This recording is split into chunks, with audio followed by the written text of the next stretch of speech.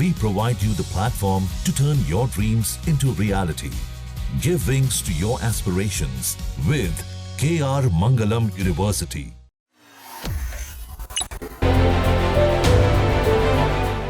बिहार विधानसभा चुनाव की सियासी तपिश गर्म हो चुकी है। राजनीतिक दल इस तपिश में जीत की रणनीति तैयार कर रहे हैं। लालू यादव से लेकर रामविलास पासवान और नीतीश कुमार जैसे नेताओं के इर्द गिर्द ही बिहार की राजनीति 5 दशकों तक सिमटी रही, लेकिन छोटी पार्टियां भी सिर उठाकर सियासत में बड़ा खेल करने की जुगत में है। अब तो मायावती की बीएसपी ने भी बड़ा ऐलान कर दिया। बीएसपी की तरफ से 243 सीटों पर चुनाव लड़ने का ऐलान किया गया है। वहीं केंद्रीय प्रदेश प्रभारी उमाशंकर गौतम ने कहा कि बहन मायावती के निर्देश पर बिहार में पार्टी को बूथ स्तर पर मजबूत किया जा रहा है। आगामी विधानसभा चुनाव में पार्टी सशक्त उपस्थिति दर्ज करवाएगी। बिहार की 243 सीटों पर पार्टी चुनाव में प्रत्याशी खड़ा करेगी। हर विधानसभा में इसकी सतत समीक्षा की जा रही है।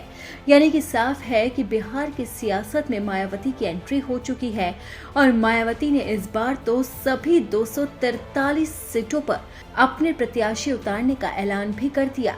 मायावती के इस ऐलान से बिहार में सियासी हलचल तेज होने लगी है। सवाल है कि हाथी की चाल से किसे कितना नुकसान पहुंचेगा।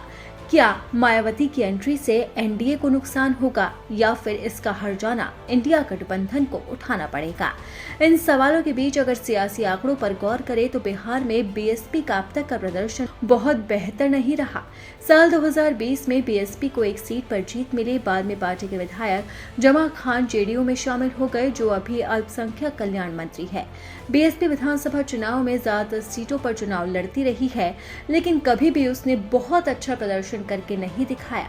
यूपी से सटे बिहार के इलाकों में बीएसपी का ज्यादा प्रभाव भी रहा है, जिनमें चैनपुर, मोहनिया, रामपुर, फारबिसगंज और भभुआ, दिनारा के साथ साथ बक्सर, कटैया, नौतन, रामगढ़ जैसे विधानसभा क्षेत्र हैं और इन सभी सीटों पर बीएसपी को जीत भी मिली है। अगर बीएसपी की जीत नहीं हुई तो जीत हार में बीएसपी की प्रमुख भूमिका रही है। इस बार भी इन सीटों पर बीएसपी अपना खासा असर डाल सकती है, जिससे एनडीए और महागठबंधन को नुकसान होने की पूरी तरह से संभावना जताई जा रही है। वहीं बीएसपी नेताओं ने कहा है कि शोषित, दलित, वंचित जनता के अधिकारों की रक्षा और उनके सशक्तिकरण के लिए बीएसपी प्रसिद्ध है।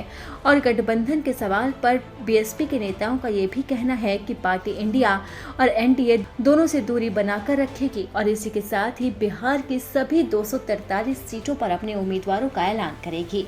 हालांकि चुनाव आयोग की तरफ से अभी तक चुनाव की तारीखों का ऐलान नहीं किया गया है, इसीलिए किसी भी राजनीतिक दल ने अभी तक अपने पत्ते नहीं खोले हैं। हालांकि सभी राजनीतिक दलों में सीट शेयरिंग को लेकर चर्चा जोरों पर है। अब देखना होगा कि मायावती अपने किन धुरंधरों को मैदान में उतारती है और उनके मैदान में उतरने से किसे फायदा और किसे नुकसान होता है।